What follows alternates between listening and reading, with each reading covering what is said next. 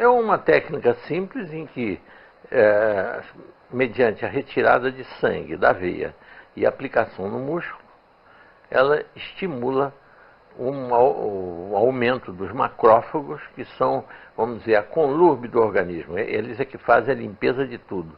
Elimina as bactérias, os vírus, as células cancerosas, chama neoplásicas, faz uma limpeza total. Elimina inclusive a fibrina, que é o sangue coagulado. E agora, esse macrófago, ocorre o aumento de produção do macrófago pela medula óssea, porque o sangue no músculo funciona como um corpo estranho a ser rejeitado pelo sistema retículo endotelial, no músculo. Enquanto houver sangue no músculo, o sistema retículo endotelial está sendo ativado. E só termina essa ativação máxima no fim de 5 dias. O número de macrófagos normais, a taxa normal é de 5% no sangue. Com a autohemoterapia, nós elevamos essa taxa para 22% durante 5 dias. Do 5º ao 7º dia, começa a declinar porque o sangue está terminando no músculo. E quando ele termina, volta aos 5%. Daí a razão da técnica de determinar que deva ser repetida de 7 em 7 dias. Essa é a razão do funcionamento. Como funciona a autohemoterapia? É um método de custo baixíssimo, basta uma seringa, pode ser feita em qualquer lugar, porque não depende nem de geladeira, de nada, simplesmente porque o sangue é tirado no momento e aplicado no paciente. Não há trabalho nenhum com esse sangue, não há nenhuma técnica a ser aplicada nesse sangue. É apenas uma pessoa que saiba pegar uma veia e saiba dar uma injeção no músculo. E uma seringa para fazer a retirada do sangue e a aplicação no músculo. Mais nada. E resulta num estímulo imunológico poderosíssimo. Então, realmente, é uma coisa que poderia ser divulgada, usada em regiões sem recursos, em que as pessoas não têm condições de pagar estímulos imunológicos caríssimos, como, por exemplo, os feitos de medula óssea, que se faz medicamentos. Eu não posso dizer o nome do medicamento, porque não estou fazendo aqui propaganda, mas é um medicamento caríssimo que se usa para produzir o mesmo efeito da autohemoterapia, que é um lisado de timos, de vitela, que foi fabricado, e isso eu posso falar, é um lisado de timos de vitela. Tem um nome de fantasia, mas na realidade a essência do produto é um lisado de timo de vitela. O timo de vitela submetido a um fermento digestivo que se transforma num medicamento, mas é de custo muito alto, enquanto que a autohemoterapia produz o mesmo efeito a custo baixíssimo. Então e portanto podendo ser usado em todas as camadas da população, né, sem nenhum problema. Aí essa é que é a grande vantagem.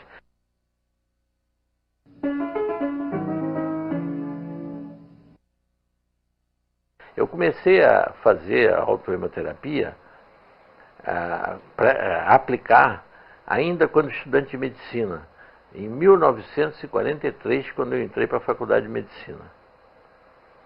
Eu entrei para a Faculdade Nacional de Medicina, que era na Praia Vermelha.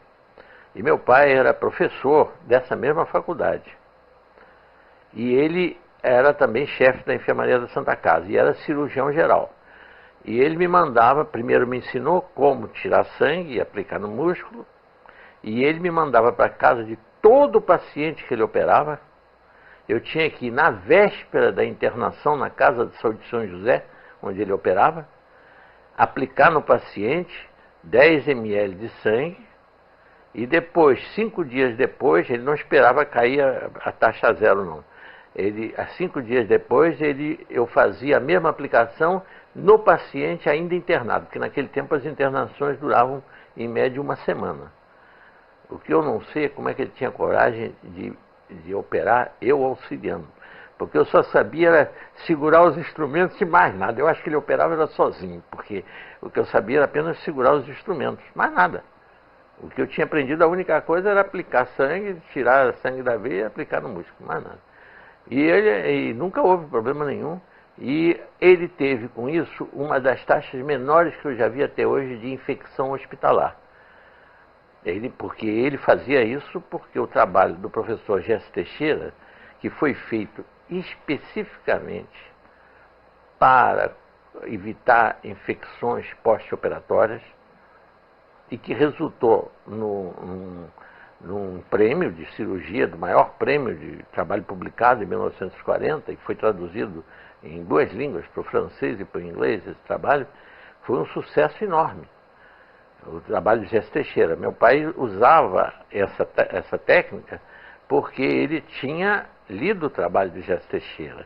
Ele tinha 150 cirurgias, operações diferentes, as mais variadas, comparadas com outras 150 idênticas, em que numa teve 0% de infecções pós-operatórias, quando aplicado o sangue. E na outra, em que ele não aplicava, a título de contraprova, ele não aplicava o sangue. As mesmas cirurgias, as mesmas operações, ele teve 20% de infecções. Porque havia, naquela época, o grande problema era mais infecções pulmonares no pós-operatório, porque a anestesia era feita com éter, e o éter irritava muito os pulmões, então havia uma facilidade muito grande de infecções. Daí, como eu aprendi isso com ele, depois eu me limitei a usar durante muitos anos a autoimunoterapia exclusivamente para evitar, para tratar de infecções, acne juvenil, que é uma infecção de estafilococcus, né? E também infecções evitar infecções de pacientes, que nesse tempo eu era também cirurgião. Então eu também usava o mesmo método. A finalidade era basicamente combater bactérias. Só a partir de 1976 é que eu passei a usar uma amplitude muito maior, graças a um médico, Dr. Floramante Garofalo, um ginecologista, que era assistente do diretor do Hospital Cardoso Fontes, em Jacarepaguá, e que era a pessoa que mais conhecia equipamento hospitalar do Brasil. Então ele já estava aposentado, tinha 71 anos, e ele foi chamado pelo Dr. Amaury de Carvalho, que era o diretor do hospital, para equipar o hospital, porque o hospital tinha sido um sanatório de tuberculose e foi transformado no hospital geral. Então precisavam as clínicas todas serem equipadas. E ele foi ser assistente do diretor. E eu era também assistente do diretor. Um dia, o professor Garofalo, o Dr. Garofalo, ele, bom, vamos dizer professor mesmo, porque ele merecia ser chamado de professor. Ele chega se queixando de uma dor, uma dormência que ele estava sentindo na perna, quando caminhava, fazia uma caminhada de 100, 200 metros, tinha que sentar na rua, no meio fio, porque não conseguia mais andar. E eu então disse para ele, olha, Garofalo, você tem que ser examinado por um angiologista, e nós temos um excelente aqui, chama-se Dr. Antônio Vieira de Mello, um excelente angiologista. É até primo, irmão daquele Sérgio Vieira de Mello, que morreu lá no Iraque. Então, ele vai ter que examinar essa perna. Ele examinou, primeiro com o aparelho, e disse, há uma obstrução na sua coxa direita, na parte média da coxa direita. Aí o Garofalo disse assim, bom, mas de que tamanho é? Bom, só fazendo uma arteriografia. Aí fomos para o raio-x, fez a arteriografia, ele tinha 10 centímetros de artéria entupida. Aí então, o doutor Garofalo, foi dito a ele, pelo angiologista Antônio Vieira de Mello, olha, só há uma solução, fazer uma prótese, tirar essa veia, essa artéria, esses 10 centímetros, e substituir por uma prótese de material plástico, né? Chama Dralon, uma coisa. Ele aí diz, o Garofalo rindo, disse, não, a mim você não vai fazer isso não, porque eu não quero virar um homem biônico.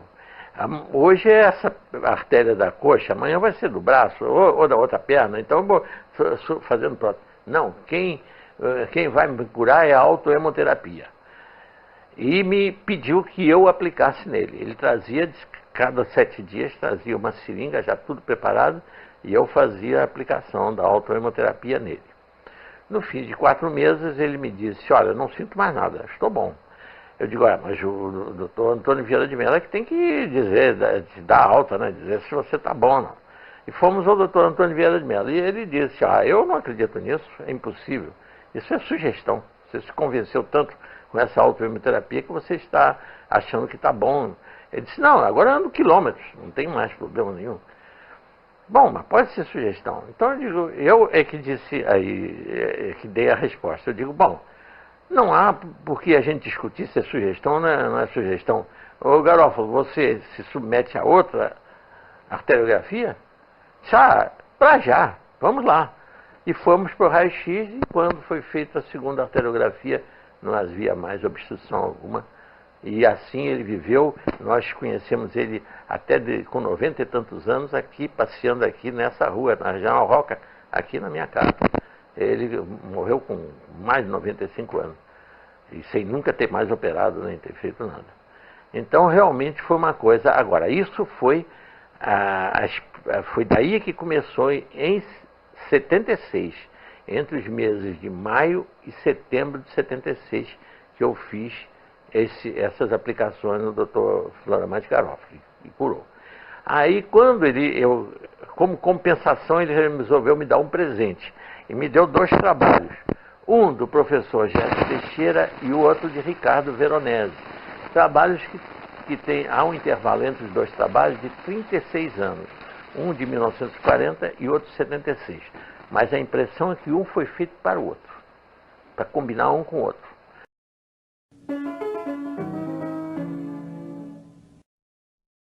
Eu faço, não tem problema. Então, eu tenho o que não falta aqui, não falta material para fazer autohemoterapia. Aqui em casa é artigo de primeira necessidade.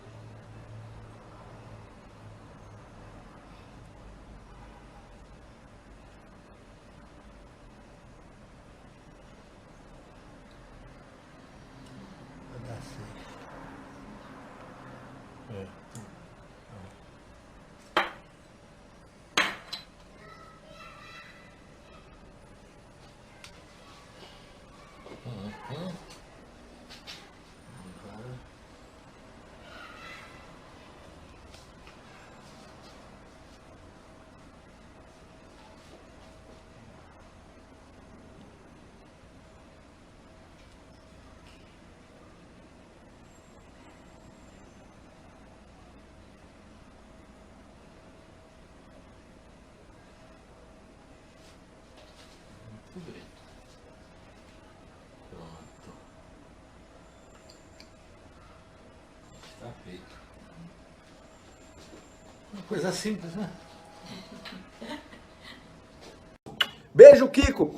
Gente, o Kiko está sempre aqui, ele tem um canal no YouTube, Saúde Perfeita com o Kiko do Bem. Vão lá, se inscrevam no canal dele que ele ajuda muita gente lá, tá bom, gente? procure o canal do Kiko do Bem, se inscreva no canal, esse amigo nosso que compartilha sempre aqui comentários, tá sempre junto. Vai lá no canal do Kiko do Bem, se inscreve, que ele só tem coisa boa pra passar pra vocês.